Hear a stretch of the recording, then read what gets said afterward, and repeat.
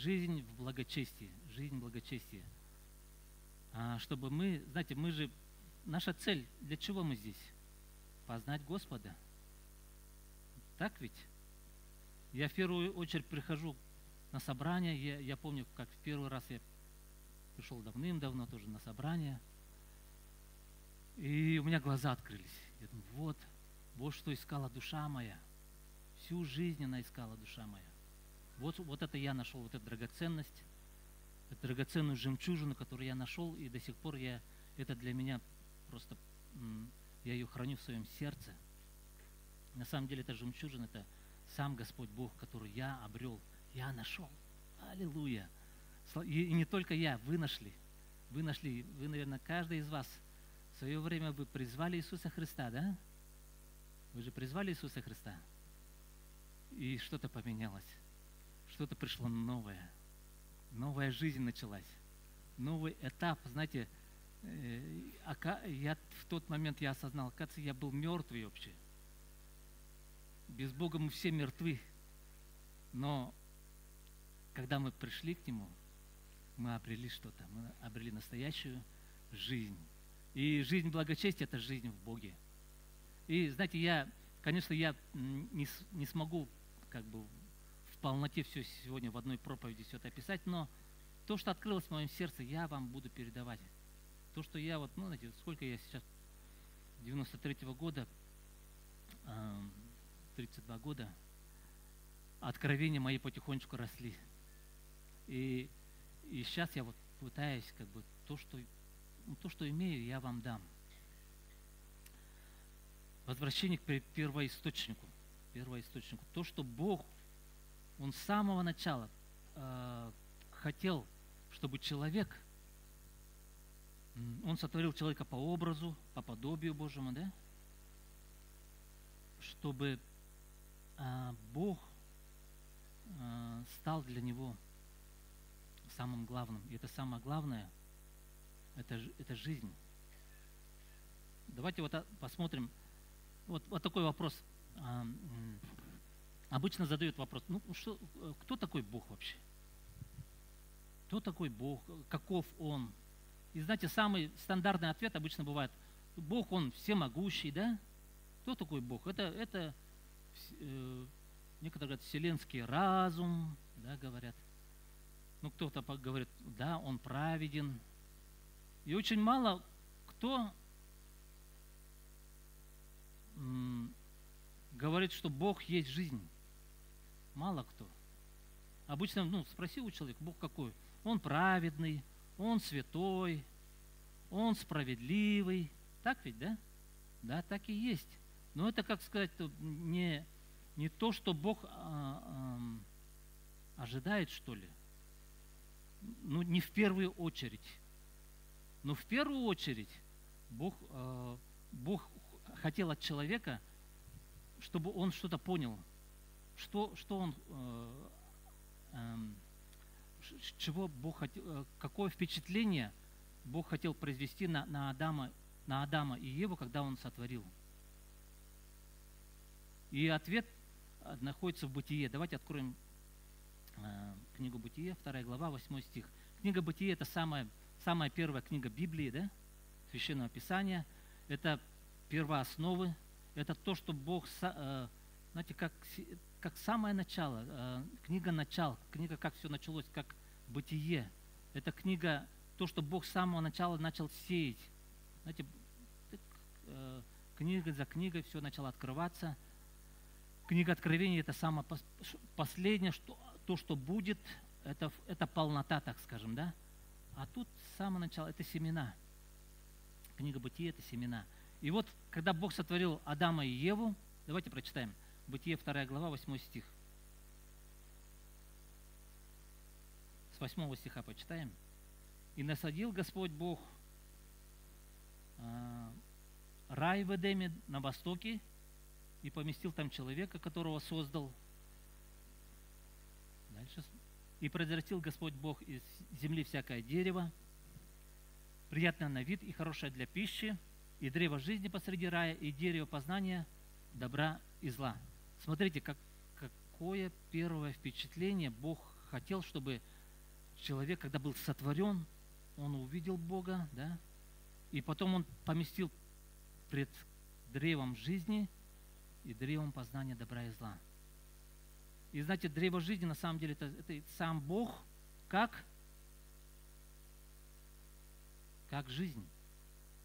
Бог хотел, чтобы Адам и Ева, они восприняли его не как там всемогущего или там святого, справедливого, но как жизнь.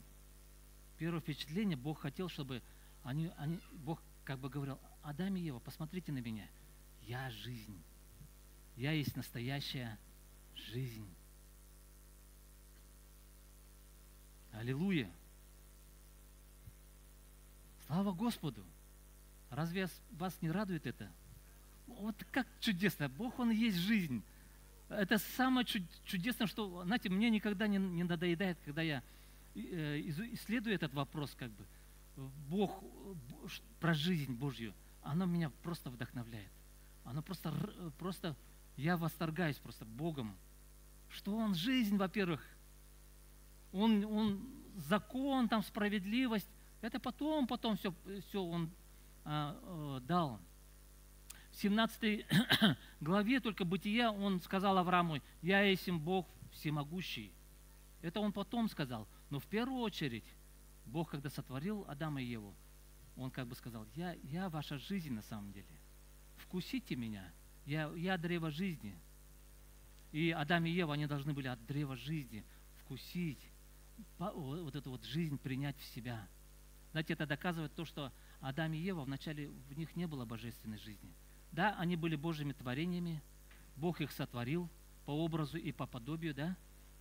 Но если бы они вкусили от этого древа жизни, то все, божественная жизнь, она была вошла в них, и они просто, Бог был бы их жизнью уже по природе уже. И это Божья задумка с самого начала. Но знаете, кто противостанет Богу, да? Да, дьявол попытался там, он обманул, там, их обманул, и они вкусили не от того дерева.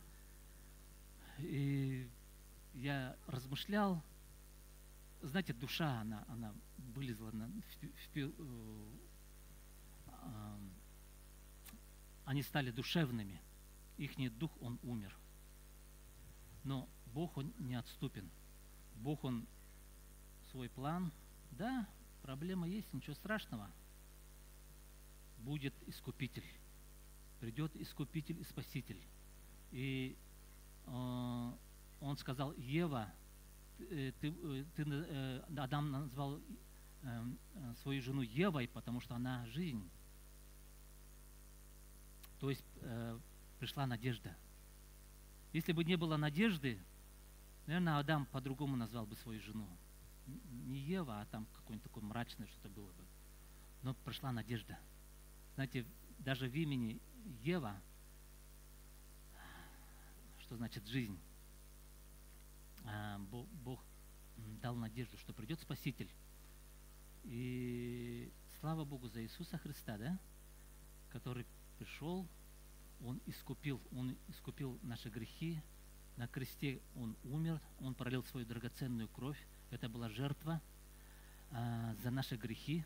Это была расплата за все проклятие, за все грехи всего мира. И Иисус, Он забрал все грехи мира.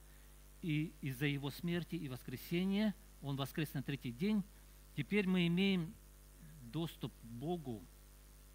Причем Бог теперь уже стал нашей жизнью. Слава Господу. Слава Богу. Слава Богу. Знаете, когда я вот первый раз в далекие 90-е годы впервые принял Иисуса Христа в свое сердце, я ощутил вот эту жизнь. Я обрел что-то. Я обрел что-то настоящее. Я наконец-то понял, оказывается, вот что искала душа моя. И я нашел это. И это Иисус Христос. Он есть путь, истина и жизнь. Путь, истина и жизнь. Знаете, Бог делает самый главный акцент. Бог на чем делает? Мы думаем, справедливость, праведность, святость. Да, это все хорошо, это все есть. Но самый главный акцент, это Бог делает на жизни. Давайте я вам буду места Писания давать. Псалом 35, с 9 по 10 стих. Псалом 35.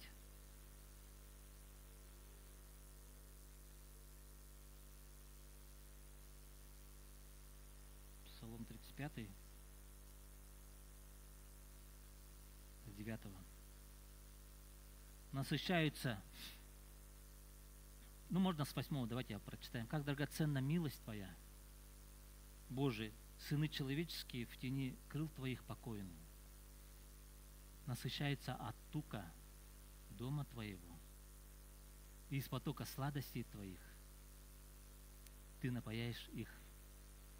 Ибо у Тебя источник жизни, во свете Твоем мы видим свет». Аллилуйя. Какой классный псалом. Один из любимых моих псалмов. Знаете, я часто молюсь этим псалмом.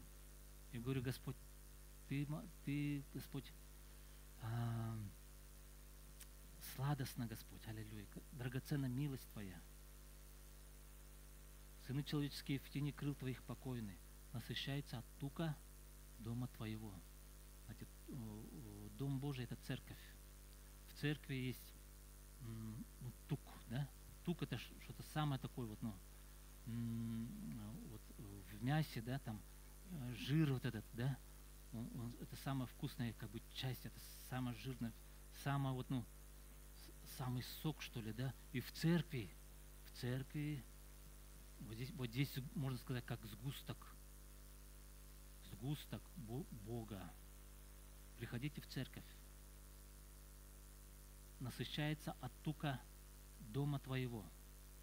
Когда есть проповедуется слово, когда есть прославление, когда мы тут в церкви молитва проходит тоже. Приходите на молитвенные собрания, и вы будете насыщаться от тука дома Божьего. Аллилуйя. И когда дальше написано: ибо у Тебя источник жизни, во свете Твоем мы видим свет. У Бога источник жизни. Он источник жизни. Хочешь жизнь? Все мы хотим жизнь. Я скажу однозначно, все мы хотим жизнь. Мы нуждаемся в жизни настоящей. Да, есть, как я учил, что есть такая как сказать, жизнь, человеческая жизнь, когда мы просто что-то делаем, какие-то дела делаем. Наверное, сложно назвать вот эту жизнь настоящей жизнью. Потому что это жизнь приходящая. Оно суетливое, оно тягостное часто бывает. Надо делать то-то, то-то, то-то, то-то. Но есть настоящая жизнь. И эта настоящая жизнь, она в Боге. Он источник, скажите, Он источник жизни. Ибо у Тебя источник жизни. Во свете Твоем мы видим свет. И знаете, в жизни всегда есть свет. В жизни всегда есть свет. Когда мы отходим от Бога, мы уходим во тьму. Во тьме там дьявол. Князь тьмы — это дьявол. И наше дело все время возвращаться во свет. Насыщаться от тука дома Его.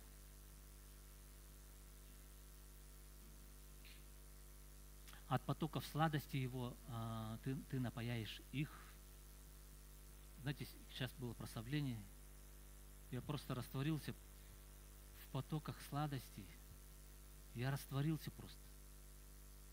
Моя душа, она растворилась в Нем, в этом прославлении Бога. Аллилуйя. Дальше пойдем. Иоанна 1 глава, 4 стих.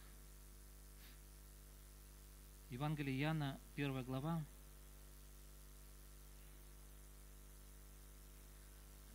4 стих. Вначале там говорится: в начале было Слово, Это об Иисусе Христе. Об Иисусе Христе. И в 4 стихе написано «в Нем», то есть в Иисусе Христе, да?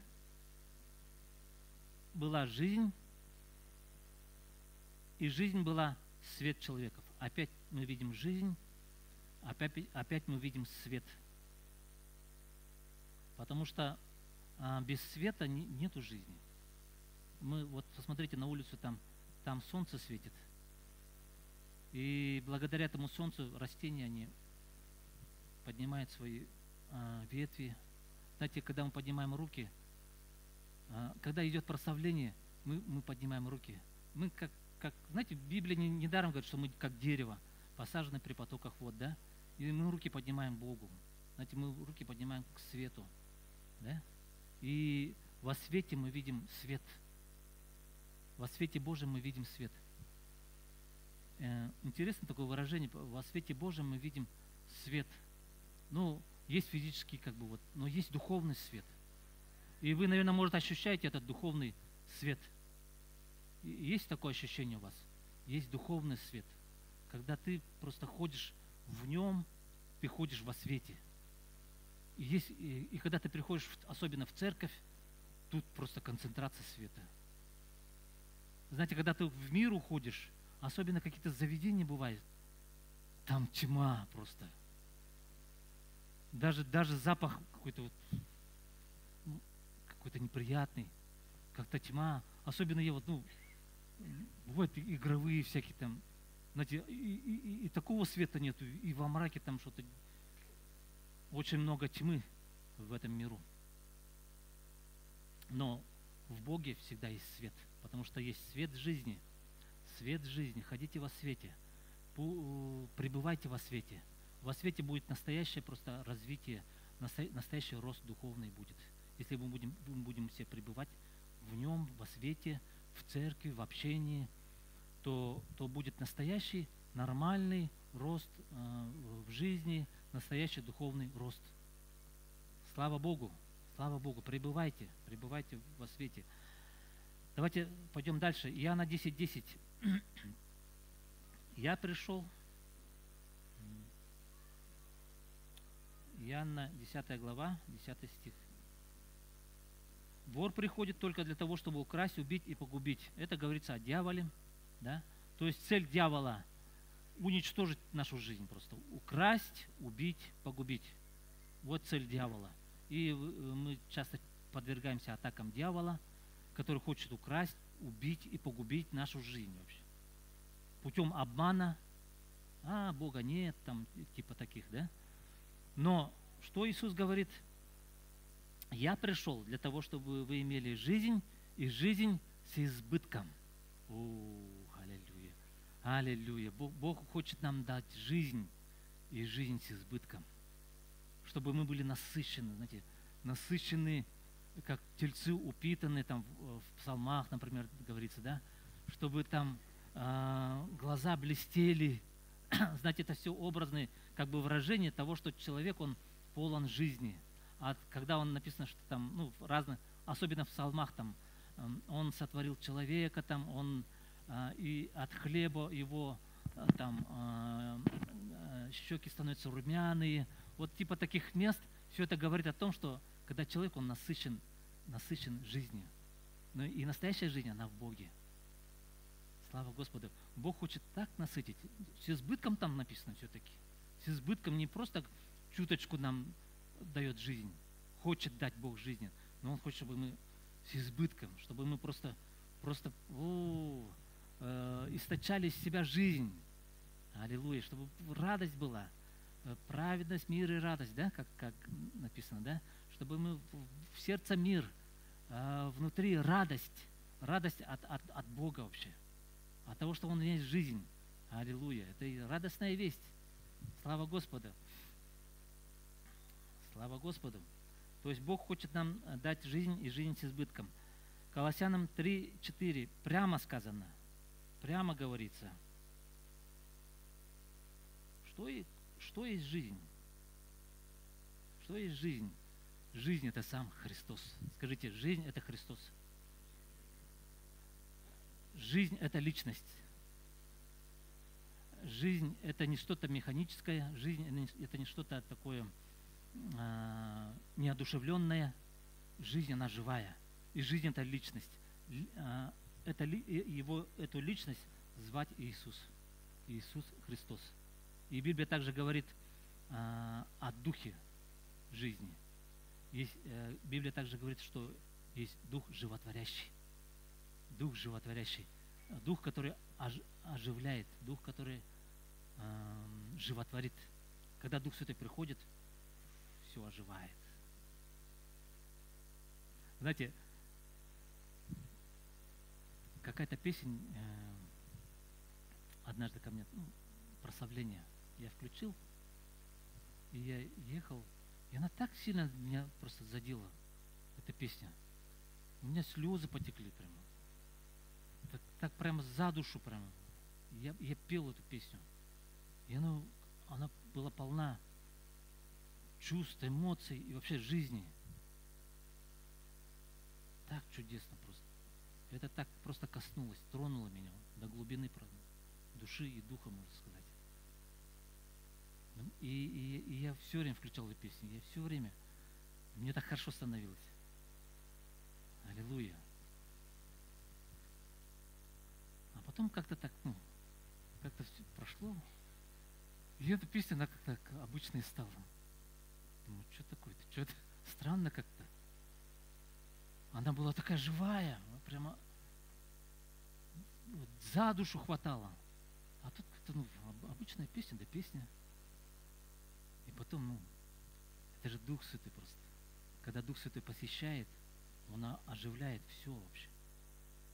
Любую песню Он может оживить. Я сейчас вспоминаю книгу Иезекииля. Даже если кости сухие, разбросанные по полю. И пророк, он пророчествовал. И Дух Святой пришел. И кости начали сходиться друг с другом. Сухие, пересухие. И мне кажется, это пророчество о церкви, мне кажется. Потому что церковь, она разбросана, ей сколько лет церкви? 2025 лет уже церкви. Примерно. И она разделилась так много всяких деноминаций и в разделениях. И как будто кости сухие. До того просушенные веками. Церковь прошла столько всяких история церкви такая вот, я изучаю в этом году. Кости все разбросанные. Но когда придет Дух Святой, когда пророк, он будет пророчествовать, Дух Святой, он оживит эти кости. Он соберет одну с другой, они будут, там появятся связки, жилы. Потом он скажет, вдохни дух жизни. И пророк, он будет пророчествовать. И будет появиться плоть. И знаете, потом он скажет, оживите кости живые. И все. И будет живое войско Божье. Я верю, это пророчество, наверное, о церкви, которая вся пересушена. Но Дух Святой, Он тот, кто все оживляет. Потому что Дух Святой, третья ипостась Божья, да? Бог Отец, Сын и Дух Святой. Он тот, кто оживляет. Тот, кто оживляет. Когда Он приходит, все оживает. И я так хочу, чтобы собрания наши были полны просто жизни, полны Духа Святого, полны радости. И мы идем к этому. Я верю, есть, я вижу, есть изменения. Оно может и сильно незаметно, но оно есть. Слава Богу, оно есть. Слава Богу. И Павел говорит, в Колоссянам, прямо он говорит, что Христос, Он есть наша жизнь. Он есть наша жизнь. Если хочешь найти свою жизнь, найди Иисуса Христа, Он в тебе, внутри тебя. Он внутри тебя. Ты ищи тут у тебя. Внутри, в глубине твоего духа, Он живой, Он внутри тебя, и Он не просто хочет Он там жить просто, тихо, молча. Он хочет через тебя действовать уже, через тебя говорить, через тебя проповедовать, через тебя возлагать руки. Так ведь? Давайте дальше пойдем. 1 Иоанна 5 глава с 11 стиха. 1 Иоанна 5, 11.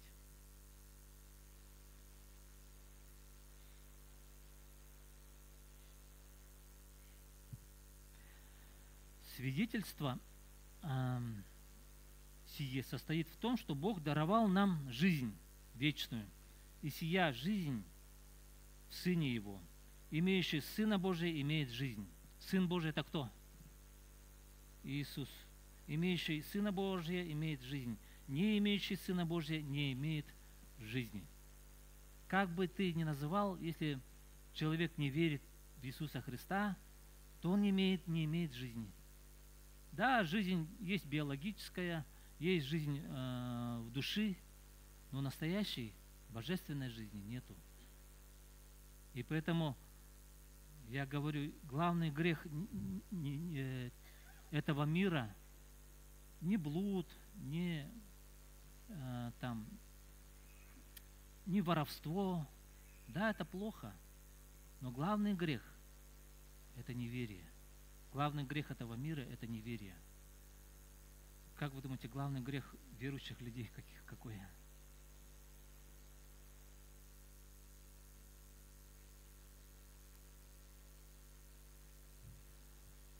Верующим людям самое главное надо поверить. Тогда Бог говорит, если мы веруем, то Бог, Он прощает грехи. Да? Но главный грех верующих людей это то, что верующий человек, он не выражает Бога. Не то, что он там блудит там, или обманывает. Это все плохо, конечно. Но главное, Бог что от нас требует, чтобы мы принесли плод. Скажите, плод. 30, 60 и 100 крат. Аллилуйя. То есть, вот мы обрели вот эту божественную жизнь. И эта жизнь, она растет. Она растет. И самая такая простая молитва: Господь, расти во мне. Расти во мне. Вот самая простая. Молитесь этой молитвой. Просто возрастай во мне. Господь, ты расти внутри меня. Ты уже внутри меня есть, как божественное семя, да? Мы уже новое творение, да? И ты возрастай во мне. Молитесь таким образом. И когда мы возрастаем, мы естественным образом мы будем приносить плод. Ты захочешь просто людям рассказывать. Людям рассказывать ты захочешь. Ты захочешь, потому что изнутри у тебя будет просто вот это вот как огонь. Он будет тебя, давай, тебе нужно идти проповедовать. Ты должен рассказывать родным, близким, вообще вокруг. Слава Господу. И давайте последнее место я покажу. Откровение 22, с 1 стиха. Самая последняя книга Библии, то есть это великая просто история всего человечества в глазах Бога, да? В глазах Бога. Все начинается с книги Бытия, когда Бог сотворил небо и землю, да, написано. И вот прошла история, и Адам и Ева, и был израильский народ, да, был закон, который люди нарушили. И вот пришел Иисус Христос, который просто новый век. И сегодня мы отмечаем, мы живем в 2025 году, от Рождества Христова началась новая эпоха, эпоха благодати. И мы верим, что придет новая эра. Мы верим в пришествие Иисуса Христа, который должен прийти. Мы ожидаем, все христиане всего мира ожидают пришествия Иисуса Христа, который, судя по признакам, очень близко видать. Поэтому мы всегда должны быть уже готовые. Мы должны успеть не просто осветить свою жизнь, но успеть принести плод. Это очень серьезно на самом деле. Если мы не принесем плод, это не знаю, это катастрофа просто. Это мы можем войти в число, как говорят, немудрых дев. Помните там притчи о 10 девах. 5 было мудрые, 5 немудрые. Это все говорится о церкви. Девы — это, конечно же, церковь, у которых были свечи с огнем. Но не мудрые, они не запаслись маслом. Поэтому это очень серьезно. Нам каждому нужно серьезно задуматься, вот как я живу, что я же должен принести плод тебе, Господь, должен возрастать в тебе и в конце концов принести плод. Тогда ты скажешь: войди в радость Господина своего. Аминь. Давайте откроем 22, Откровение 22, самая последняя глава. Чем заканчивается вот вся вот эта вот эпопея человечества вообще в глазах Бога, да? И показал мне чистую реку воды жизни. Чистая река воды жизни. Аллилуйя. Светлую, как кристалл, исходящую от престола Бога и Агнца. Знаете, мы давно, еще, наверное, в 90 какой, то ли 2000 год, делали сплав молодежный. Было чудесное время. И мы по реке Синей, может, знаете такую речку, и мы там делали сплав. Было весело. Целая группа там, толпа подростков. Было шумно. И мы приехали в одно место. Так, решили отдохнуть. Вот хорошее местечко. И пошли так, разведаем место. И там течет речушка такая маленькая, ручей, можно сказать. Ручей, вот не знаю, в жизни я такой чистой воды, наверное, ни разу не видел. Вот просто прозрачная. И там рыбы плавают. Все прямо вот, не знаю, как стекло прямо. Она холодная. Вот я в жизни вот в такой чистой речки я не видел. И вот смотрите, тут написано: и показал мне чистую реку воды жизни, текущую от престола Божьего. От престола течет река жизни, от престола Божьего. Река — символ Духа Святого, символ то, что тебя освежает. Без воды жизнь невозможна, согласитесь. Поэтому вода, она освежает, она дает жизнь, она утоляет жажду, она орошает, освежает. И ты призван, ты пьешь воду живую. Ты пьешь воду живую. Аллилуйя. Мы все должны пить воду живую. Ты пей. Скажи соседу: пей воду живую. Как пить воду живую? Вот вода живая.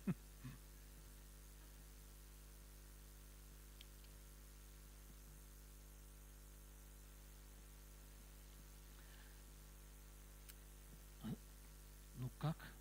Хотите возрастать в духе, вы должны пить воду живую. Помните, самарянка там была? Иисус, он встретился с самарянкой. И они там начали разговаривать. И Иисус сказал: дай мне воду живую. Дай мне попить.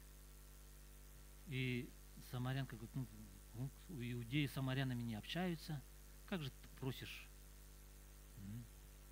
И потом они там начали общаться. И в конце там пошел вопрос о поклонении. И самарянка говорит: вот наши отцы поклонялись, колодец Яковлев, и вот там мы приходим сюда поклоняться. Центр поклонения их был вот этот колодец Яковлев, видать. А Иисус что говорит? Отец мой небесный, он ищет себе поклонников в духе и в истине. И уже не будет там, неважно будет, или в Иудее ты поклоняешься, или там в Иерусалиме ты поклоняешься. Неважно где. Но важно то, что ты поклоняешься Отцу в духе и в истине. Смотрите, когда ты поклоняешься, ты пьешь воду живую. и она оставила водонос, это означает, что она все, она утолила свою жажду. Иисус напоил ее, вот эту женщину. Ее сердце, оно было неудовлетворенное, она внутри была, жаждала живой воды. И она оставила водонос, и все, я нашла воду живую. Можно сказать, вот эта женщина нашла воду живую. Аминь. Поклоняйтесь Господу, поклоняйтесь в молитве. Знаете, когда ты молишься, ты просто ты соединяешься с Богом. Вот эти все примеры, места Писания, говорят о том, что Бог делает акцент на жизни. С самого начала книги «Бытие» до книги «Откровений» Он пытается, начинайте с этого. Это как корень дерева. Когда ты читаешь Библию, читай Библию не просто что-то механическое, да? Не просто истории. Рассматривай с точки зрения жизни. Потому что Библия – это книга жизни. Это книга жизни. Это о том, как нужно жить нам.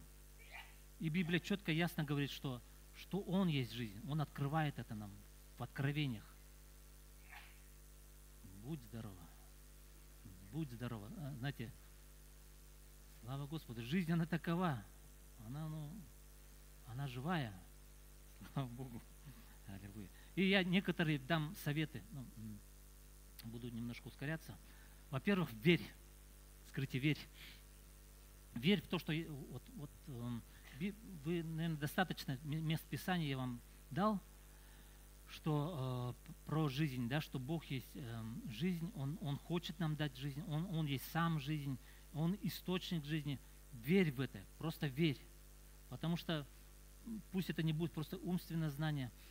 Когда у меня начало вот это откровение возрастать, я был так вдохновлен, я шел по улице и говорил: Господь, Ты моя жизнь, Ты внутри меня, Ты живой и действенный. И благодарю Тебя, Господь. Господь, Ты живым образом действуешь через меня. Буквально прямо я очень практично начал к этому подходить. Пусть это не будет на уровне теории. Когда молитесь, прямо провозглашайте, внушайте. Внушать, я думаю, хорошее слово, когда ты по Слову Божьему ты это делаешь. И это не просто как бы самовнушение. Самовнушение, когда ты что-то придумаешь, фантазируешь. Но когда ты берешь Слово Божие, ты говоришь: так и должно быть. Он живет во мне. Я новое творение. Я родился свыше. Это внушение по Слову Божьему. Это когда ты говоришь: Господь, да, я согласен, я это провозглашаю, я это провозглашаю свою жизнь, я действую по этому, то, что я прочитал, то, что я услышал, и тогда это начинает действовать в твоей жизни. Аминь. Это начинает работать в твоей жизни. У тебя ощущение меняется уже. Слава Господу, понимаете, да? Верь в это. Верь. Аллилуйя. Второе. Пребывай в Слове. Пребывай в Слове. В Деяния, давайте откроем 6 глава, 7 стих. Там написано: «И Слово Божие росло». В 12 главе 24, в этой же книге, 12 глава, 24 стих, там тоже написано: Слово Божие росло. Там не написано росло понимание Слова Божьего. Там так не написано. Там написано: Слово Божие росло. То есть это что-то связано с жизнью.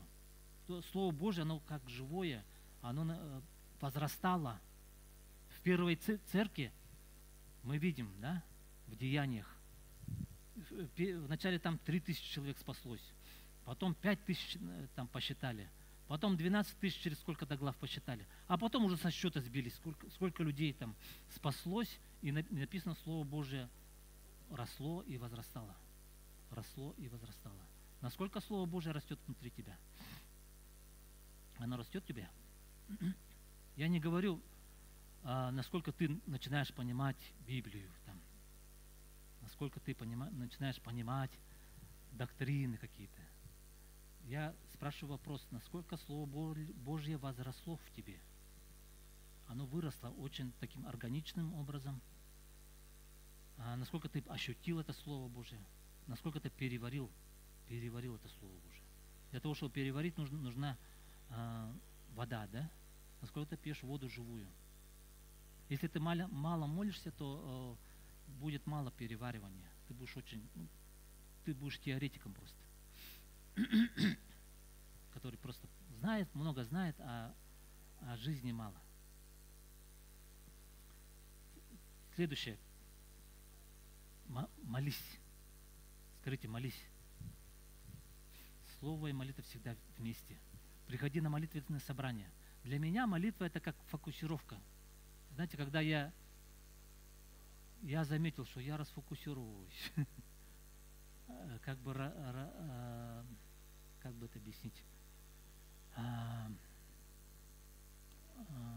теряю фокус, теряя фокус, я распыляюсь просто.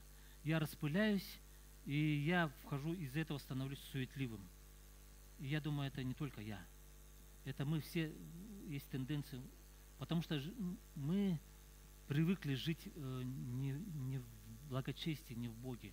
Мы привыкли жить вот этой природной, нашей душевной жизнью, своим умом, то, что я вижу, то, что я слышу, вот так вот.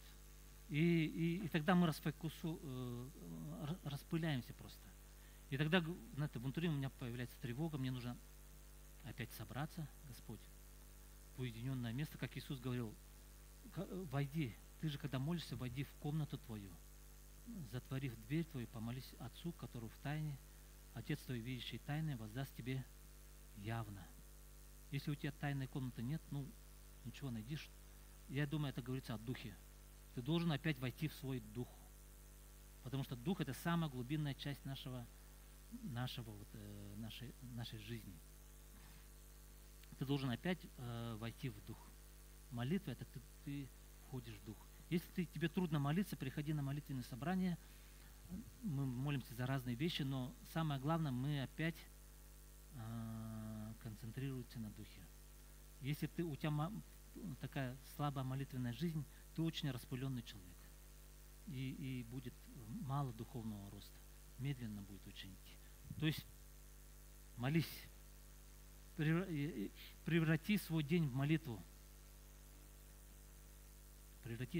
Преврати свои дела в молитву. Когда ты делаешь свои дела, обыденные дела, делай это молитвенно. Аллилуйя. Делай молитвенно. Говори, Господь, вот мои руки, вот мои ноги, и ты делаешь. Знаете, я вот на работе молюсь, и мне очень хорошо становится.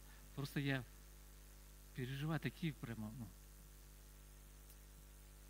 прямо я в небесах там бываю. Тут на работе.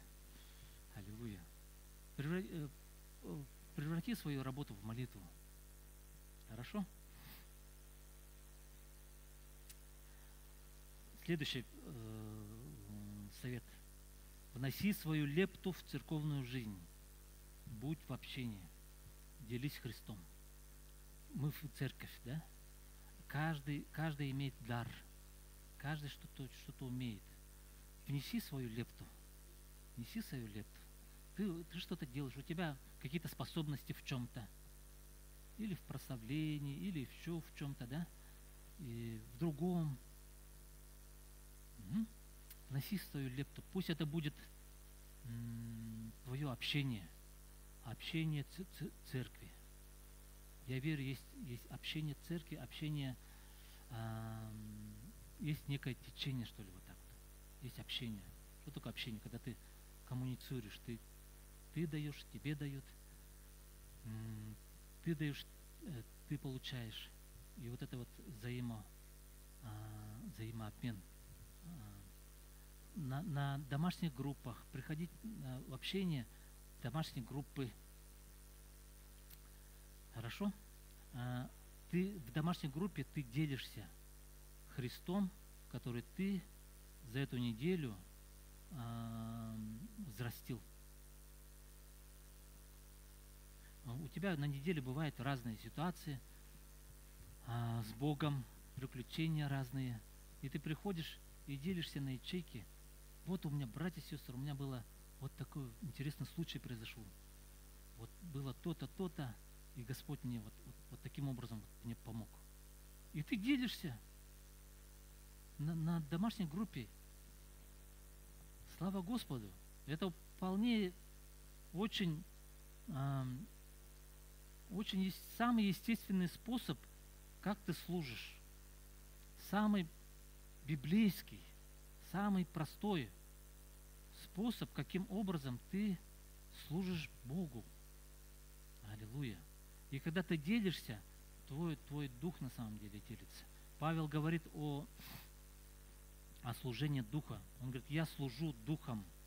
Я служу духом. Верь. Вот когда ты начинаешь говорить, Дух Святой высвобождается. В твоих словах есть дух и жизнь. Аминь. Аминь. Который просто назидает твоего брата, сестру. И ты приходишь на ячейку, ты наполненный. Ты наполненный, и ты отдаешь. Аллилуйя. И ты постоянно будешь наполнен. Если ты постоянно наполнен, ты везде будешь отдавать. Как представьте, вот все мы наполнены Богом. И мы здесь собрались. Тут что-то, вот чудеса, вот такая слава здесь будет. Представляете, да? Если каждый будет наполненным Богом, придет сюда, да, мы сейчас собрание закончится, мы разойдемся по домам, а потом через неделю соберемся, все наполненные Богом. О, какая здесь слава будет, да? Да ведь? Я верю в такое, когда вот каждый член, как написано, да, там, да, в меру своего там возраста, там, аллилуйя, будет наполнен, и тогда будет слава Божья. Тогда неверующий, если кто зайдет, он скажет, истинно с вами Бог, истинно с вами Бог. И он поклонится, и он скажет, Господь, я верю в Тебя. Аллилуйя. А если мы все будем пустые, полумирские, наполненные миром, который, что там в миру написано? Похоть плоти, похоть очей, гордость житейская. Как Бога будет чуточку совсем, оно не впечатлит. Но когда мы будем наполненные Богом, войдет кто неверующий, как Павел говорит, да? Он скажет, истинно с вами Бог. И следующее, последнее. Благовествуй. Благовествуй. Скажи соседу, благовествуй.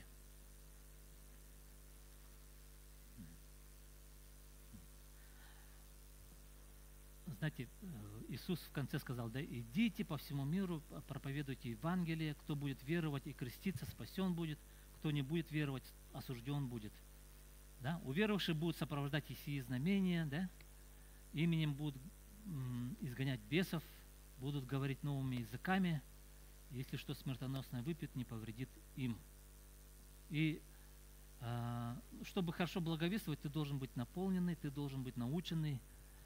Поэтому исследуй Писание, ты наполняйся Богом, и тогда ты будешь хорошим благовестником. Вообще благовествование это по сути, это плодоношение. Это ты плодоносишь. Да? Как Иисус говорил, чтобы мы шли и приносили плод, и чтобы плод наш пребывал. Ты спас человека, ты спас драгоценную душу. И потом ты говоришь, ты его ведешь как младенца. Знаете, младенца нужно же все очень молочком, потихонечку, очень бережно, да? Ты не говоришь, там, да, сразу там его. Нет, ты очень нежненько, да? Нежненько. Давай это так вот. Иисус твой Господь, Бог тебя любит. И ты потихонечку съедешь Слово Божье. и ведешь его до тех пор, пока он вырастет, чтобы плод твой пребывал.